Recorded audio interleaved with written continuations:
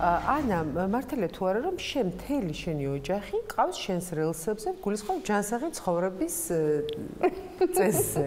მართალია. აი ძალიან ზედ მეტაპში რო გადადიხარ, შენ თვითონ რო გეცინება შენ თავზე. კი, მე თვითონ მეცინება ჩემ თავზე, მაგრამ ვაკონტროლებ თავს. ჩემს სახლში თითქმის არ არის არაჯანსაღი საკვები. გაზიანი სასმელი, სასუსნავები, შოკოლადი ხანდახან.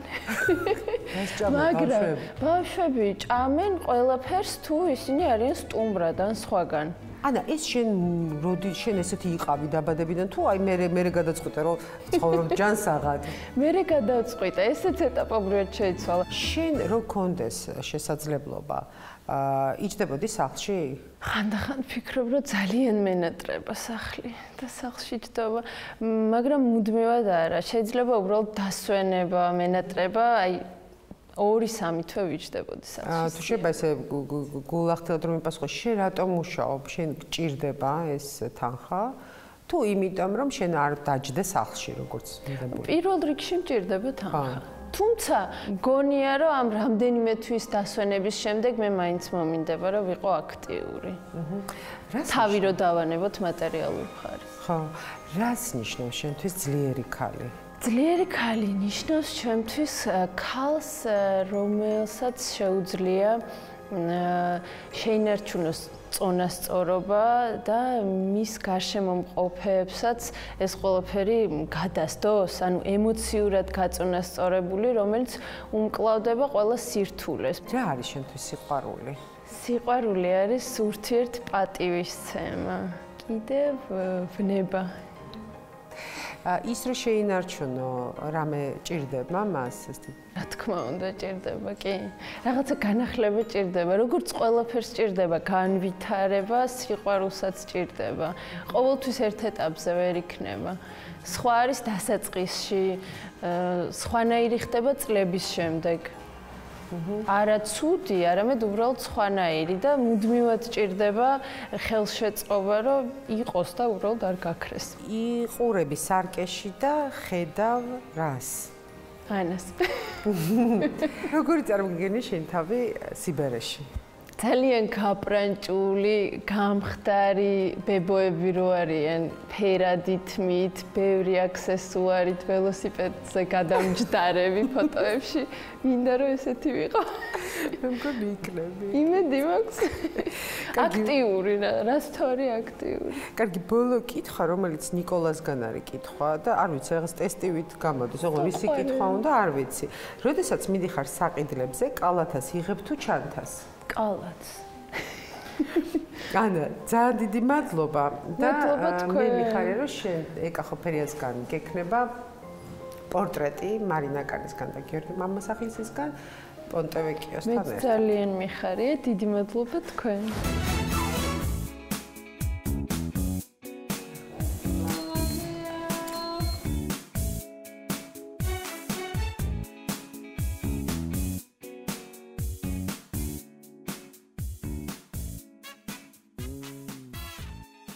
ესე იგი, შენ მომანიჭე ძალიან დიდი უპირატესობა და რატომღაც გადაწყვიტე, რომ მე უნდა მოგიმზადო კითხვები. მიუხედავად იმისა, რომ მე არ ვარ ჟურნალისტი. კი. რატომ? იმიტომ რომ მგონია რომ შენ კარგად მიცნობ და მგონია რომ აი პირდაპირ მკითხავ ყველაფერს. რომ არა ჟურნალისტი, რა პროფესიას აირჩევდი? პროფესიით ფილოლოგი ვარ და შეიძლება ყოფილიყავი მასწავლებელი, ან ლექტორი. სხვათა შორის დედა შენი იყო ჩემი მასწავლებელი, ძალიან ბრწყინვალე მასწავლებელი მართლა. როდის ხარ ხოლმე ბავშვური და რას აკეთებ ხოლმე ამ დროს? ბავშვიც რო ვიყავი, მაშინ არ ვიყავი, მე მგონი, იმიტომ რომ სულ ვიყავი სერიოზული და ამიტომ ყოველთვის ყოველს ეგონა რომ მე ვიყავი უფროსი და ჩემი და უფროსი და იყო შუათან, იმიტომ რომ აი პატარაც კი ვიყავ ისეთ სერიოზული. და მეორეს მხრივ მე ვარ ის ადამიანი, რომელსაც ზოგჯერ მავიწყდება რამდენი წლის ვარ. ხარ 44 წლის და სულ რომ მეკითხება რამდენი წლის ხარ, აი სულ მინდა ხოლმე ვთქვა რომ რაღაცა 33-ის, 35-ის რაღაცები მინდა რომ დღემდე იყოს რომ აი დედა ჩემი რო ზრუნავს ჩემზე რაღაცას რომ მომიმზადებს ეს მომწონს აი სულ მინდა რომ დაუშვათ იგივე ჩემი მეუღლე აი სულ რაღაც ისე მეკცეოდეს თითქოს აი პატარები ვართ შეყვარებულები ვართ აი სულ ეს შეგრძნება მაქვს მიუხედავად იმისა რომ აი შეიძლება ესე არ ჩანდეს გარეგნულად ნამდვილად. მოუციათ თუ არა შენთვის ისეთი ყველაზე კარგი რჩევა, რომელიც გამოგადგა მთელი ცხოვრება და იხსენებ ხოლმე ამ რჩევას. კი, ეს რჩევა მოუცია ჩემს ეხლა შემიძლია ვთქვა მეგობარს, მაგრამ მაშინ იყო უფროსი, დათო დვალს,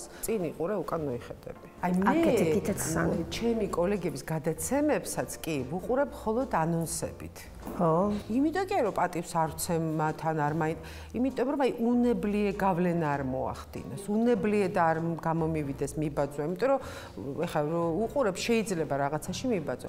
ამიტომ რა თქმა უნდა მე უნდა ვიცოდე ვინ როგორ მუშაობს, ვინ რა გადაცემას აკეთებს, ამას ანონსებით ვიგებ და ასე ვთქვათ საქმის კურსში ვარ, მაგრამ აი ვცდილობ რომ აი არ ვუყურო. მაყურებელმა იცის რომ აი ეკას გადაცემა, ეკას გადაცემა. ეს ესეთია. მეორე იყო როდესაც რაღაც ერთ-ერთ ჩემს ცხოვრებაში რაღაც ეს კარიერული ცვლა იყო, რაღაც უფროსი რო გავხდი, მითხრეს რომ ჩახტი და გაცურე. აი, ხო, თუ შეგიძლია გაცურე. ყველაზე ძალიან რა გიხარია ხოლმე? მაინტერესებს როგორც ქალს, აი ქალურად რა გიხარია? ძალიან მიხარია ერთი მაინც კავშირშია ოჯახთან, როდესაც სამივე შვილი არის სახლში, სამივეს ძინავს, მიშკა სახლშია. აი მაშინ მაქვს ეს სიმშვიდე, ეს სიმშვიდე, რომელიც ჩემს არის ძალიან მნიშვნელოვანი. მიხარია წარმატებული გადაცემა. მეორე დღეს რომ ამბობენ რომ რა მაგარი იყო. მიხარია ყოველი დაკლებული კილოგრამი. მიხარია ხო? მიხარია რა ვიცი, აი ძალიან ბევრი რაღაცა. მე ვარ ძალიან მადლიერი ამ ცხოვრების. ხო, აი მე ვეძებ ამას. კადრი, რომელიც დაგამახსოვრდა შენი ცხოვრებიდან. მაინც საქმიანობას უკავშირდება, ალბათ ის კადრი, როდესაც მე წამოვედი იმ ტელევიზიიდან, რომელიც ყველაზე მეტად გიყვარდა. პირველად ღია ეთერში უნდა გამოსულიყო დათა ახალაია, მაგრამ იყო პირობა, რომ ის უნდა ყოფილიყო ბოლო სტუმარი. ჩემთვის ეს პირობა არის მიუღებელი. მე ძალიან დიდ ბოდიშს ვხვდი ყველა ჩემს სტუმარს, მომდევნო სტუმარს. მე ვფიქრობ, რომ როდესაც ქვეყანაში ეს მკვლელობა მინიმუმ შინაგან საქმეთა მინისტრი უნდა გადადგეს მაინც და ეს არის ჩემი ბოლო გადაცემა ჩემს არხზე. სადაც არ უნდა ჩავიდე, ყველა მახსენებს პატარა ბავშვები თუ დიდები, ყველა მახსენებს ამ კადრს და ეგ არის ალბათ რა. საინტერესო ქალი ხარ. ჩემს რა არცი, ანუ ჩემი მეგობრებისთვის, დაუშვათ კოლეგებისთვის, შენთვის, დაუშვათ მეუღლისთვის ეს მნიშვნელოვანი, მაგრამ აი მე ძალიან მინდა რომ ჩემი შვილებისთვის იყოს საინტერესო. ხელი როდის დაიწი პირველად, რას აკეთებდი? ძალიან საშინელება დამართა, ძალიან მაგვიანდებოდა და რაღაცა ტრადიციულად ამ ბავშვი ვიყავ, რაღაცა იდგმებოდა საახალწლო ზეიმი თუ რაღაც და რა თქმა უნდა მე ვიყავი ორგანიზატორი ის ყოფილი და მეჩქარებოდი და გამოვრბოდი, მაგვიანდებოდა და გამოვრბოდი და ხელთათმანი მეკეთე და რკინის კარი თითიადად დავკეტე, აი როგორც აი მთელი ძალით. აი მე აი არ ვიცი, არ მომწყდა, რომელი თითი იყო არც მახსოვს, ალბათ ეს ხო, ესე რო კეტავ, ეს ხო საშინელება, რა თქმა უნდა რა რატო ხდება ხოლმე ეგეთი რაღაცები? აი ეს არის ჩემი ხასიათი რა, მაინც რაღაც შფოთვა მაკავშირებს, აი მაგალითად ეს გადაცემა ყველაფერი ზუსტად ვიცი, რა უნდა ყოფილიყო, როგორ უნდა ყოფილიყო, ჩემი გუნდის მიერ დაგეგმილიყო, მაგრამ მე ღამე არ მძინავს. ყველაზე მნიშვნელოვანს რას აკეთებ ბავშვებისთვის, შენი შვილებისთვის? იცი რა არის, აი მაგალითად ანანო ისე გაიზარდა, რომ იმდენი რამ მაქვს გამოტოვებული მასთან, რომ რეალურად ჩვენი მეგობრობა და აი ჩვენ დედა და მე შვილი დაიწყო სადღაც აი ბოლო პერიოდი. ანანო ძალიან გავს იკას და აი იკას ფოტოებს რო უყურებ ხოლმე, აი სულ მეტირება ხოლმე, იმიტომ რომ მახსენდება რამდენი რამ მე მას მოვაკელი. მახსოვს ერთადერთხელ წავიყვანე ვაკის პარკში, მე და ნინო ქაჯაია, მისი დახმარებით და მეცადინეობით და აი რო ვუყურებ, ვფიქრობ, რომ აი როგორი საყვარელი იყო, მახსოვს როცა არ წუწუნებ, არა, ნამდვილად არაფერი არ მაქვს საწუწუნო, სხვაგვარად მე ვერ გავხდებოდი წარმატებული ჩემ პროფესიაში და ჩემი მშობლები დამეხმარებოდნენ, მაგრამ რომ მახსენდება რომ აი ესეთი ვუთქუჩა და საყვარელი და ესე რომ ყველას აჩუმებდა რომ ეკას ძინავს არ გააღწევს და მე არ რო გაიარა სხვა შორს მოხდა ესე რომ მაშინ ვისვენებდი და ნახე და ძალიან ბევრი რამ გამოვტოვე მასთან რა მაგრამ ერთხელ სხვათა შორის სამივე იჯდა და რაღაცა ძალიან გადავიღალე და უთხარი რომ მეთქი მორჩა მე ტელევიზიიდან წამოვალ და ნუ რაღაცა სხვა ისეთ საქმეს მოვიგონებ, ხარ რაღაცა და ვიქნები თქვენთან სამი ნუ იღა იკა რაღაც აყვა უბრალოდ და ანანუ და ნიკოლა მორემ გამიპროტესტეს. ო, რატო? ანანუ მარა, აი არა, რატო? რა თქმა უნდა. რატო მე მაინტერესებს, მაგალითად ამასთან ჯეჯელავას ინტერვიუს უყურა, მომწერა თავისი აზრები. ხო და რა ვიცი ხა, იმას არ ვიცი მათ რას ვაძლევ. არ ვიცი, ალბათ ბევრს ვერაფერს ვერ ვაძლევ, მაგრამ ის რომ თუნდაც რაღაც მომენტში მათთვის ვიყო საინტერესო, არის ჩემს მნიშვნელოვანი. და შეიშვილებს უსურვებ რომ სახში ისხდნენ? არა. ხო და ესე იგი სამაგალითო ცხოვრება გაქვს და მაგას უკეთებს სწორად. რომ აჩვენებ როგორ უნდა იცხოვროს ადამიანი. მამაჩემს ჩვენ სამი დანი ვართ და მამაჩემ რომელიც ხო ძალიან მკაცრი, ეხლა გახდეთ ლოიალური და ძალიან ტრადიციული გაგების კაცი. და ერთ-ერთ რას ამბობდა, რომ ეს სამივე უნდა იდგეს ფეხზე, სამივე უნდა იყოს ძალიან განათლებული, ძალიან მაგარი, ძალიან ისე იმუშაო, მე რა ვიცი მათ წინ რა ელოდებათ. და ისინი მყარად უნდა იდგნენ ფეხზე. მე აი მაგას უსურვებდი დავუშვით იგივე ანანოსთვის, თუ ალბათ ესეც იქნება, რომ ის მყარად იდგეს, რომ მან არჩევანი არ გაკეთოს რაღაცის გამო, რომ ის იყოს თავისუფალი ამ არჩევანში.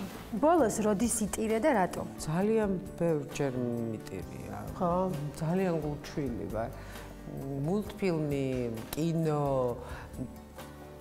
რაღაც ვიდეო Facebook-ზე გავრცელებული ბედნიერება, ვიღაც გამოჯანმრთელება, ვიღაც რაღაცა, აი ძალიან გულშემატკივრია, კი, ვიტირო. რისი გეშინია? ოდესღაც მოვა დღე, როდესაც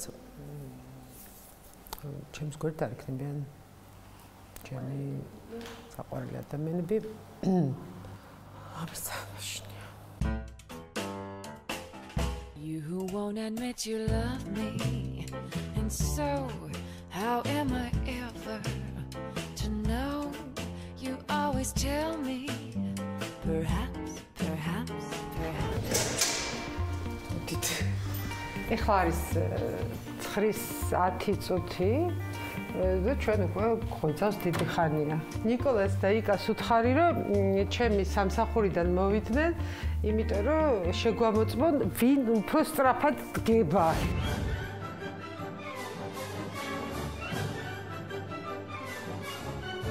როდესაც ისინი მიდიან სკოლაში 9 საათზე 10:15-ზე არ არის აუცილებელი რომ მე ვიყო სამსახურში, სახლში ჩემი სავარჯიშო ამბავი მაქვს.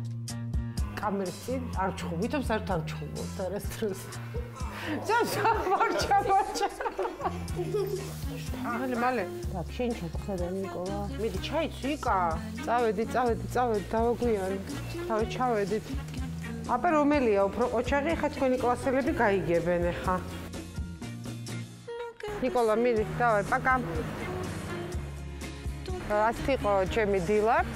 მე უნდა დავრჩე, იმიტომ რომ მომემზადო უკვე ახალი გადაცემისთვის და თქვენც უნდა დარჩეთ. ტელეკომპანია იმედის ეთერში ძლიერი ქალბატონები. ნინა კობახიძე, ჩემი გადაცემის გმირი, ის უდაოდ არის ძლიერი ქალი. მე გამემართლა იმაში, რომ ის ახლა უკვე სახელმწიფო სამსახურში არ არის და ამიტომ უფრო თამამად ჩავშდი ამ პროექტში. იმიტომ რომ მინდა და რაც შეება ფართო სპექტრი ყოფილიყო წარმოდგენილი ნინა ამ გადაცემაში. ვიტყვი მათთვის, ვინც არ იცის, ნუ ხო შეიძლება რომ არ უყურებდეს ახალ ამბებს და პოლიტიკურ ამბებს. ხო, მთავრობის ადმინისტრაციის უფროსის მოადგილე იყო ნინო კობახიძე. ეხლა უკვე გადაინაცვლა ბიზნესში, მაგრამ ამაზე რაღაცნაირად მოგვიანებით მოვყვეთ. იგივე კითხვები და დავსვა შენთანაც. რამდენი წლის ხარ? 35-ის. შენი პროფესია რაზეც ისწავლე? ჩემი პროფესია არის იურისტი, დაამთავრე საქართველოში ჯავახიშვილის იურიდიული ფაკულტეტი და პროფესიით ვარ იურისტი. ბიზნესიც მოვსინჯე, წარმატებით, ასე რომ ახლა რაღაცნაირად კვალიფიკაცია ასეთი მაქვს. სახელმწიფო სამსახურში რატომ წახვედი? ძალიან საინტერესო კითხვაა, ძირითადად ბიზნესში საკმაოდ წარმატებული პოზიცია მეკავა, ბოლოს განსაკუთრებით სანამ მივიღებდი ამ შემოთავაზებას. სრულად შემთხვევით, როდესაც გავიცანი ირაკლი ღარიბაშვილი, მანამდე გავიცანი, ბევრად ადრე ვიდრე ის რაიმე პოზიციაზე მოხდებოდა და ამ პერიოდში ჩვენმა, ეს თქვათ, მეგობრობამ გამოიწვია ის, რომ მას მინისტრობის დროს ჭირდებოდა ერთ-ერთი წამყვანი კადრი მომსახურების სააგენტოში და ძალიან მარტივი შემოთავაზება მივიღე, რომ რაღაც დროის განმავლობაში იქნებ მომეხმარო, იმიტომ რომ ბიზნეს მოდელი იყო თავის არსით, მომსახურების სააგენტო, მოგვეხმარო რომ ეს სტრუქტურა დავალაგოთ და მე ვნახოთ, რასაც გადაწყვეტ. ეს რისკი რომ მე ჩემი წასვლით დავაზიანებდი ჩემ კომპანიას, ნამდვილად არ იდგა, პირიქით ახალი გამოწვევისთვის ვიყავი მზად. ნახე და მე ხარ თავრობის ადმინისტრაციაში მუშაობ ასეთ მაღალ პოზიციაზე, ძალიან დიდ საფუძველს იძლევა იმისთვის, რომ შევიდეს ხიბლში, თავში აუვარდეს, ისარგებლოს ამით, ხო? მე ყოველთვის რაღაცნაირად მოკლევადიანი და გრძელვადიანი პასუხისმგებლობით უდგები ყველა იმ საქმეს, რასაც ვაკეთებ და არასოდეს არ შეუწუხები ვარ ამ გრძნობას. არ ვიცი ამას რა ქვია, ხშირად ხანდახან ვთვლი, რომ ალბათ შეიძლება ოჯახში გაზდასაც ვეძახიან, ვინ ყავდა, როგორ გაგზარდეს, რა გასწავლეს, მე როგორ აწრეში ტრიალებდი. გავლენა ხო მოდის, იყო რა თქმა უნდა, იყო რაღაცა ტიპის გავლენები, შენ აზრს პატივსცემენ, ითვალისწინებენ შენს რჩევებს და ასე შემდეგ, თუმცა მე არასოდეს არ შეუწუხები ვარ ამ ცუდ გრძნობას დავარქმევდი, არასოდეს არ შევსულ ვარ არანაირი თანამდებობის ხილბილით. ერთია იყო ბიზნესში, მეორე სახელმწიფო სამსახურში და თამდევი ფრაზა, რას გვიშვება ეს მთავრობა, მუდმივი კრიტიკა და შენ ძალიან ხშირად სოციალურ ქსელში პასუხობ ინფორმაციულად. ეს არის უფრო პასუხისმგებლობის პოზაა, იმ კუთხით, რომ ყველა კრიტიკას აღვიქვავდი, ვიღებდი, ვცდილობდი რომ გამერკვია, რამდენად რეალურია ეს კრიტიკა და რამდენად თქვათ შესაძლებელია ამას მე დაუპირისპირო სწორი ინფორმაცია, ზოგადად საჯარო მაღალი თანამდებობის პირობებს ხარ და არ ხარ პოლიტიკოსი, აუცილებელი რომ შენს მიერ გავრცელებული ყველა ინფორმაცია იყოს აბსოლუტური სიზუსტით გავრცელებული და თქვათ პოლიტიკოსებს რაც ეპატიებათ, რომ ხშირად შეუძლიათ რაღაც სხვადასხვა კუთხით თავის ინტერპრეტირება მოახდინონ, ამა თუ იმ საკითხზე ჩვენს მაღალი თანამდებობის საჯარო მოხელეებს და ეს ძალიან კარგად გავიარე, ამერიკიდან დაწყებული ძალიან ბევრი ტრეინინგი და ბევრი ინფორმაცია მაქვს ამაზე მიღებული, თუ როგორ უნდა გავძღოლოდი ამ ჩემ პოზიციას, არ გვეპატიება ნამდვილად არც არასწორი ინფორმაცია და არც რაღაცა მოჭარბებული ჩვენი პოლიტიკური პოზიციის დაფიქსირება და რა შეცდომაც დაგვიშვია ყოველთვის სწორია რომ აღიარო. ამით ხარ შენ წარმატებული პიროვნულადაც. ის რომ შენ წამოხვედი სახელმწიფო სტრუქტურიდან და კვლავ იწყებ რაღაც ახალ ბიზნესს, ესეც ეტაპია, ესეც პროექტი. შემოგეთ მე მგონია რომ ეს ცხოვრება გაქვს აი ეს პროექტებად. გეგმებით დაალაგებული. ეხლა გადადიხვედი ახალ პროექტს. ის უკვე აღარ არის შენ საინტერესო? საინტერესო კითხვაა. პრინციპში, როდესაც მე ერთ-ერთი სადაზღვევო კომპანიის კარები გამოვიკეტე და დავამთავრე იქ მოღვაწეობა, მაშინვე ვიცოდი, რომ როდესღაც რაღაც დროს დადგებოდა ის ეტაპი, როდესაც მე ჩემი გადასახედიდან გავმართავდი ახალ კომპანიას მსგავს ან რაღაცა მსგავსი შინაარსს, რადგან ეს ბიზნესი ჩემთვის იმდენად ახლობელია და იმდენად ჩემია 23 წლის ასაკიდან ერთად გავიზარდეთ მეც და ეს ბიზნესიც საქართველოში და ბუნებრივია რომ მაქვს რაღაცნაირად ამბიცია რომ ამ დაზღვევის სფეროში თუ ვინმეს რამე გაეგება ერთ-ერთი ვთვლი რომ შემიძლია ხმამაღლა ვთქვა რომ ნამდვილად მაქვს წვლილი ამ ბიზნესის განვითარების შეტანის ზუსტად ვიცი როგორ უნდა დავგეგმო ისე რომ ყველა დარჩეს კმაყოფილი ორივე მხარე მიმაჩნია რომ ამ გადასახედიდან ყველაზე სწორი გადაწყვეტილება მივიღე მგონია რომ ჩემი რესურსი აქ უფრო სწორია დღეს რომ დაიხარჯოს ვერ გეტყვით რას ვიზავ 4 წლის მერე რა თქმა უნდა ეს ვერც იმას ვიტყვი რომ ეს პოლიტიკური თქვათ ინტერესი და ქვეყნის განვითარება დამთავრდა არა რა თქმა უნდა დღეს ეს ამოცანა მაქვს რომელიც მინდა ისევე წარმატებით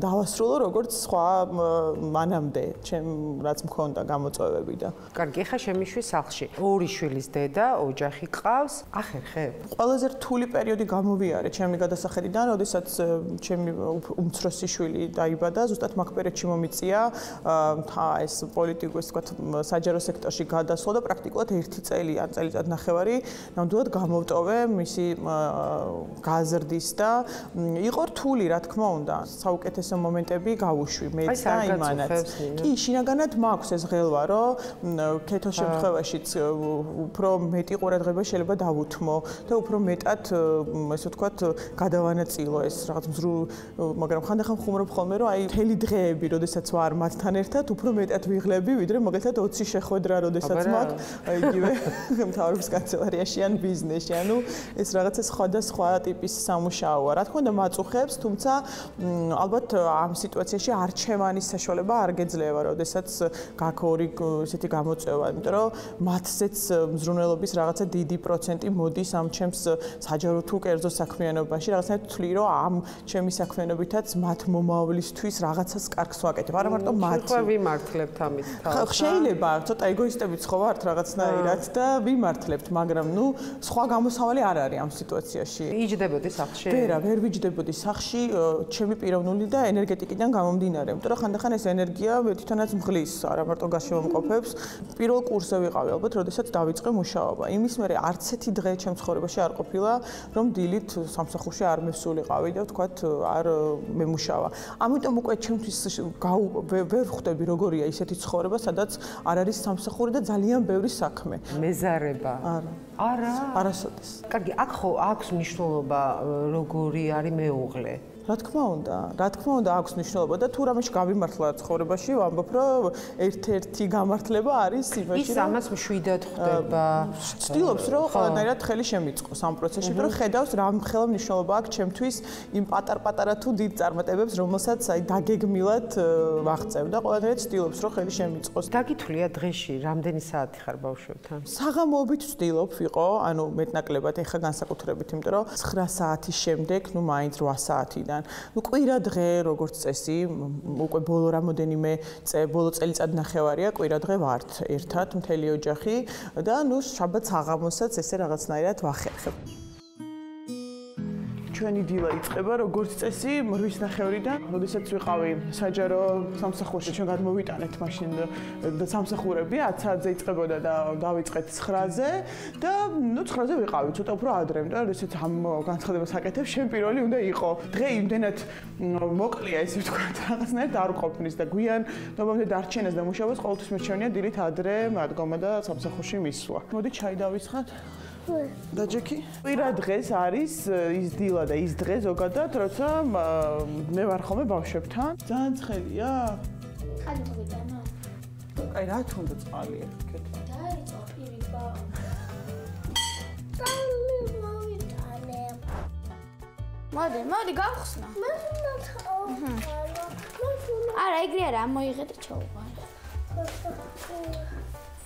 დედაჩემს ძალიან ახლო მეგობარმა ნათიამ გვაჩუქა ეს თევზი პირველ იანვარს ჩემს მას მოუყვანა და ძალიან სასაცილო სახელი დავარქვეთ ნიკოლაიჩი. ნიკოლა თამაშობს ამ მაგნიტებით, 2 მაგნიტი უკვე ნიკოლა შეელია და ძალიან გვიყვარს ეს კუთხე, იმიტომ ბევრი სასაცილო და საყვარელი რაღაცები კიდია. ჩემი საყვარელი მაგნიტია მაგალითად ეს ღვინო, აქ თითქოს რაღაც ბუნებრივია და მიყვარს. ნიკოლას საყვარელი მაგნიტი კი აი ეს პატარა ბეკეკონა.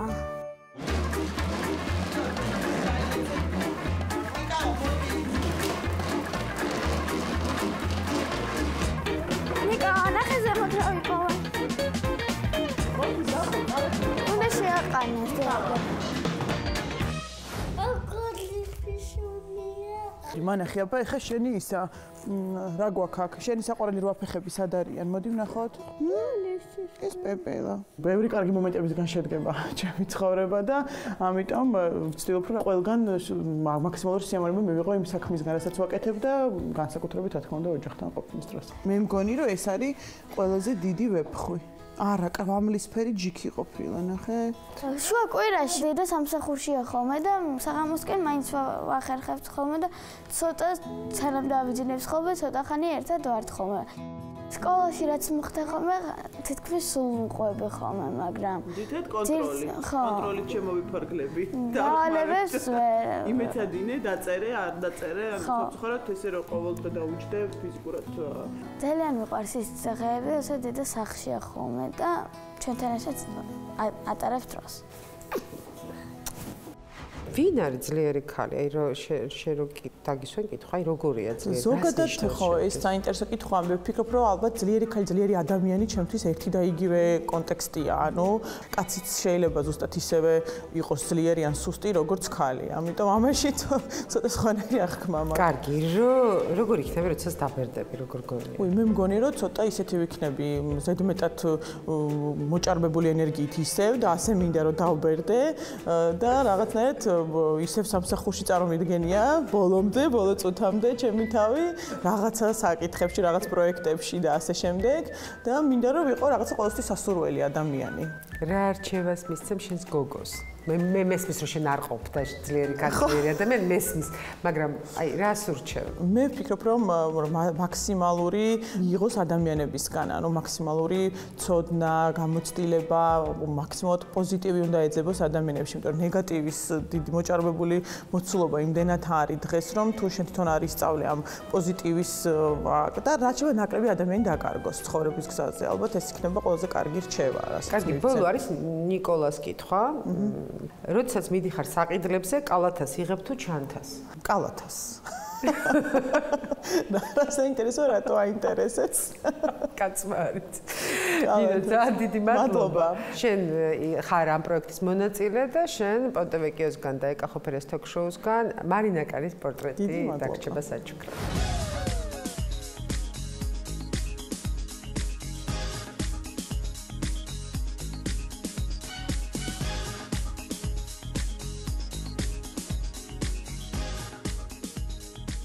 განო მელითაურის 3 შვილის დედა.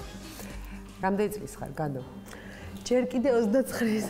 ვაშა. მე 3 თვე 2 თვე დამრჩა, 1 თვე დამრჩა და მალე გავხდები 30-ის და ეს 30 მგონია რომ რაღაცა 30 ესე მგონია, მაგრამ ბევრი გეჩვენება, ხო? ალბათ იგივენაირია როგორც 29 და 27, მაგრამ განო, სად მუშაობ ახლა? საერთაშორისო კომპანია მონტი, ესეთი კომპანია და მუშაობთ ლიცენზირებული პროგრამების PR და დისტრიბუცია Microsoft-ის და ესეთი ტიპის პროგრამები. ეს არის ის საქმე, რაზეც შენ ოცნებობდი?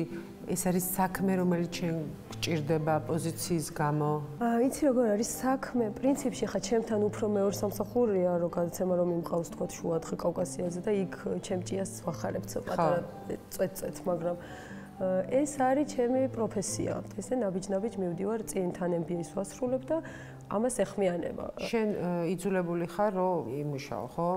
და ამდენ საქმეს მოვიდა თუ ეგეთი ტიპი ხარ? აი ხო, აი ეგ უნდა მეთქვა, აი მართალი რო გითხრე ხარ ვარ მოგატყუო.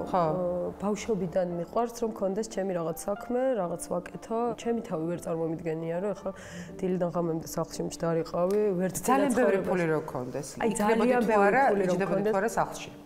ვერა. არ გენატრება, აი უბრალოდ სახლში. აი ზუსტად მანდავარ, მენატრება ძალიან ბავშვების მხრივ, იმიტომ რომ სუდანაკლისი გვაქვს ურთიერთობის მართლა და აი ასოგუშთ მეუნებოდა ზუსტად რომ კვირა ხო ჩვენი დღე იყო და ეს 2 კვირა რატო ჩააგდეო და კვირაც წაგვართვიო ესე მეუნებოდა და რეალურად ძალიან მენატრება და მართლა ყველაფერს დავთმობდი რომ მქონდეს იმის ფუფუნება რომ ვთქვათ მარტო ბავშვებთან ვიყო მაგრამ ალბათ რაღაცა ჩემ პატარა ჭიას მაინც გავახარებდი თან ვიცი რასაც ნუ ალბათ უფრო კინო ან გადაცემა ან რაღაც ამ მიმართულებით ხო ალბათ ხო ალბათ თუმცა კიდე რაღაცების სურვილები მაქვს ნახოთ როგორ გამომივა რაღაც ერთი პატარა ოცნება მაქვს ბავშვობიდან და თუ ოდესმე ავიხდე არ ამბობ ჯერ გეტყვი თუ რა ვიცი მოკლედ ხატავ ტანსაცმელს და ფეხსაცმელს და მაქვს რაღაცა წინადადებები ამერიკიდან და შეიძლება თუ დრო გამოვნახე ოდესმე ჩემი ამ მიმართულებაზე ვიმუშაო, ოღონდ ისე საქმიანად. ხო იცი, აი მინდა რომ მივაღწიო იმ კონდიციას და იმის უფლება მოვიპოვო, რომ რაც მე ძალიან მინდა გავაკეთო, რომ ბავშვებს არაფერი არ მოაკლდეთ ამით. ხო.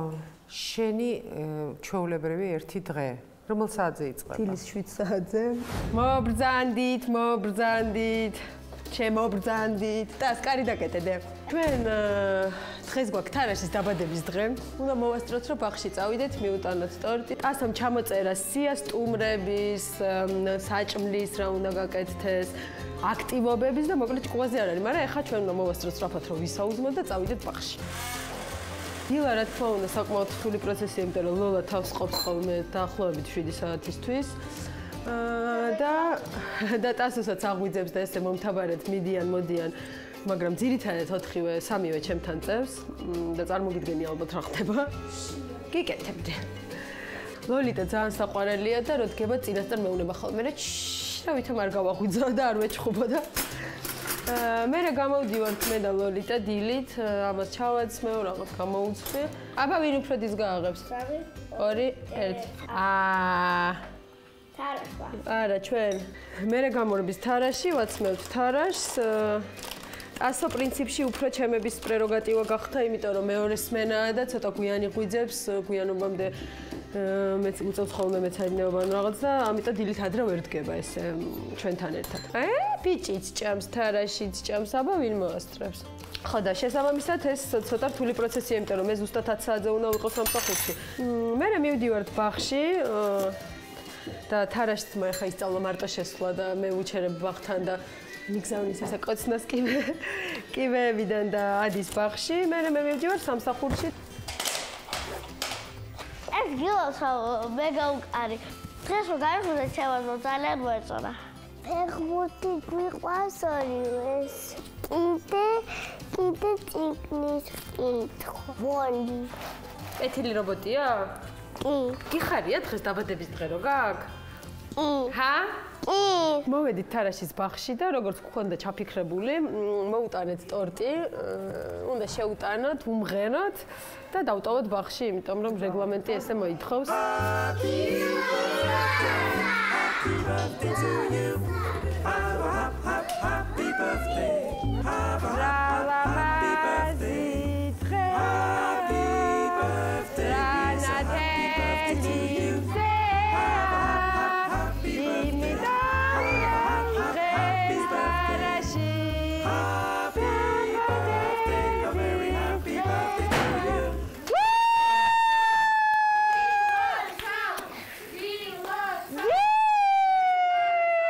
ეხა შენ მეგობრებს გაუმასპინძლი ტორტით და მაკოცე მე უნდა წავიდე და საღამოთი სახში გელოდები. როგორ გონია ვისთვის უფრო მარტივი იყო ჩვენი მშობლებისთვის, როდესაც არ იყო ასეთი ბევრი დამხმარე საშუალება, ძიძების ინსტიტუტი არ იყო ესეთი პოპულარული თუ ჩვენთვის? ძალიან რთული არის ბავშვი, სამი შვილი როცა ყავს მით უმეტეს, რომ თავიდან ბოლომდე ძიძის პასუხისმგებლობაზე გადაიყვანა და მე არ დამეზარება მადლობის თქმა ჩემი მშობლებისთვის, იმიტომ რომ არა ისინი და აი განსაკუთრებით მამა ჩემი, რომელიც აი უბრალოდ არ ვიცი, გადაყოლილია ჩემ შვილებზე მართლა და მაინც ძალიან დიდი დრო ჭირდებათ ბავშვებს და ძალიან ბევრი ყურადღება თან ეხა უკვე ტასო იმას აქ შედის, რომ ხო ხვდები თავის რაღაც პრობლემები აქვს უკვე სკოლაში ურთიერთობები და სულ მაგ აი რო არ მოგატყუო, ღამეც გამიხვიძია აი ამაზე ფიქრით და ცოტა პანიკით, რომ აი რამე ხო არ მეპარება, რამე არ გამომრჩეს, ძალიან რთულია რა. ძლიერი ქალი ხარ? სულ მეუბნებიან განსაკუთრებით ბოლო 2 წლის განმავლობაში, რომ ძალიან ძლიერი ქალი ვარ. გოგონა. ჯერ მაინც 30 წელს. კაი, შენ ძლიერი გოგო ხარ? მე მგონია, რომ იცი როგორ არის ეს სიძლიერეც რაღაც მომენტში გონია რომ არ ხარ, იმიტომ რომ მე ვიყავი თავიდან ბოლომდე კოტეთი სულდგმულობდი, ხო ესე იყო და აი ღამემის გარეშე ვერ ვიძინებდი, ჩემი თქვა ჩაცმულობა, რაღაც საქმეები, ყველაფერში მყავდა ძალიან სერიოზული მხარი გვერდით და ესე მას მიშვებოდა ყოველთვის. აი ეს სიძლიერის კოეფიციენტი ეხა უფრო გავაანალიზე, აი ესე უცებ ერთ დღესაც მოხდა რომ მივხვდი რომ უბრალოდ სხვა გამოსავალი არ გაქვს და შენ თავში რაღაც შეგრძნებები, რაღაც შესაძლებლობები, უნარები უნდა იპოვა და მგონი არ ვიცი. ეხაც ვამბობ რომ არ ვარ ძალიან ძლიერი, არ ვარ, მაგრამ ალბათ მაინც შეიძლება ვარ, იმიტომ რომ არ ვიცი. რა რჩევას მისცემდი ტასუნას? და უკოლოლიტას მე. არ ვიცი, ალბათ მივცემდი რჩევას, რომ აუცილებლად კარგად გაერკვიონ თავიანთ სურვილებში. განათლება არის ძალიან მნიშვნელოვანი ჩემი აზრით. მე პირადად განათლებამ გამომიყვანა მდგომარეობიდან. აი თამამად ვიძახი. რა თქმა უნდა, თუ გაუმართლებს და მეორე ნახევარს ადრეულ ასაკში ვთქვათ იპოვიან, მე ყოველთვის მათი არჩევნის მხარეს ვიქნები, მაგრამ მაინც მგონია, რომ იროვნულად უნდა ჩამოყალიბდნენ საბოლოოდ და რაღაცა მნიშვნელოვანი ნაბიჯები დაფიქრებით გადადგან და იყვნენ მართლები და სამართლიანები. განათლებამ გამომიყვანაო, მინდა უბრალოდ დავაკონკრეტო. შენ ეს ძალიან მძიმე პერიოდი რო გქონდა, როცა შენ გადაწყვიტე რომ სწავლა გაგეგრძელებინა, ამან გიშველა? მიშველა იმ მხრივ, რომ აი რომ მივედი, სულ ამბობ ხოლმე მომიწევს გამომეორდა. რაღაცნაირად აი ჩემი ისტორიის გარეშე მივედი, ვიყავი ერთი ჩვეულებრივი გოგონა, სტუდენტი და აი ეს ჩემი მთელი წინა ცხოვრება დარჩა აუდიტორიის გარეთ და რაღაცნაირად თავიდან დავიწყე და იმიტომ რომ ეგეთი რაღაც რაც ხდება შენ ცხოვრებაში, კარგავ ამოცნებებს, რაღაცა მიზნებს, ყველაფერი ერთმანეთში გერევა და საერთოდ აღარ იცი, ანუ სად ახარ, ვინ ახარ, რა გინდა, რას გავაკეთებ, ვერ ფიქრობ. და ნელ-ნელა ნაბიჯ-ნაბიჯ ეს სურვილები დამიბრუნდნენ, რომ რაღაცა გავაკეთო, რაღაც მივაღწიო, დავბრუნდე სამსახურში. განო, კითხვა ნიკოლასგან, ჩემი შვილისგან. როდესაც მიდიხარ საყიდლებზე, კალათას იღებ თუ ჩანთასო? როდესაც მივდივარ საყიდლზე, რა ურასაყვარელი აკოცე ძალიან ბევრი რა. როდესაც მივდივარ საყიდლებზე, ყოველთვის მინდა რომ საგორავებელი ავიღო და ჩემი ბევრი ნივთები, რომელიც თუ მეკარგება, ჩავტყარო შიგნით, იმიტომ რომ აი სკლეროზი მაქვს ჩვეულებრივი და თან რა მქონდეს, რომ აი საფულე ხვაქა მაქვს ტელეფონით. ასე რომ საგორავებელს ვიღებ ხო? პასუხი მიღებულია. ისეთ ლამაზი ხარ ამის სფეროში და მე ძალიან მიხარია რომ შენ გიქნება საჩუქრად ჩემი გადაცემისგან და პონტევეკიოსგან პორტრეტი მარის და გიორგის ავტორობით. ძალიან მიხარია, ძალიან მიყვარს ორივე და ძალიან მაგრები არიან. Woman has got her own way. This woman has got her own. I know that it's right when the ache goes away down in these woman bones.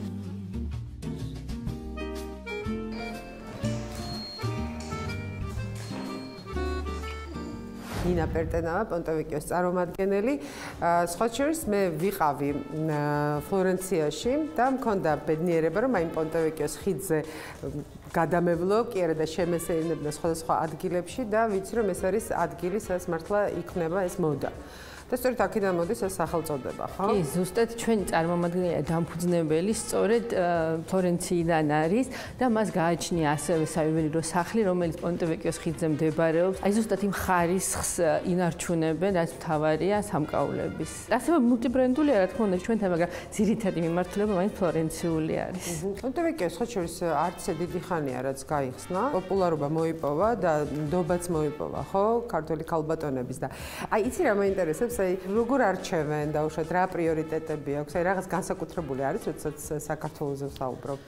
ყოველთვის ახალ ქვეყანაში, როდესაც შედის ასეთი მულტიბრენდული მაღაზია, ის გათვლა მიდის იმ სეგმენტზე, რომელიც იქ ცხოვრობს. ჩვენ ქალებს ძალიან დახვეწილი გემოვნება აქვს და ძალიან კარგად არჩევენ სამკაულს. რა მინდა ვთქვა, რომ ჩვენთან მთავარი აქცენტი ყოველთვის არის ხარისხზე. მიესადაგება თუ არა თითოეულ ჩვენ გმირს ის, რაც მათ შეარჩიეს. კი, ყველას ქონდა თავისუფალი არჩევანი, ანუ ჩვენ ვთქვით, რომ თვითონ მათ აერჩიათ და ნამდვილად ჩვენ მოვახერხეთ ის, რომ სწორად ავარჩიათ და ყველას თავის ხასიათიდან გამომდინარე ის სამკაული აქვს არჩეული, რომელიც ყველაზე ძალიან უხდება. ძალიან დიდი მადლობა პონტევეკიოს, რომელმაც ეკახოფერიას თოქ-შოუსთან ერთად ამ 6 ჩემი ჩათვლით 7 ქალს მოგცა საშუალება, რომ ჩვენ დაგვრჩეს ძალიან მაგარი პორტრეტები.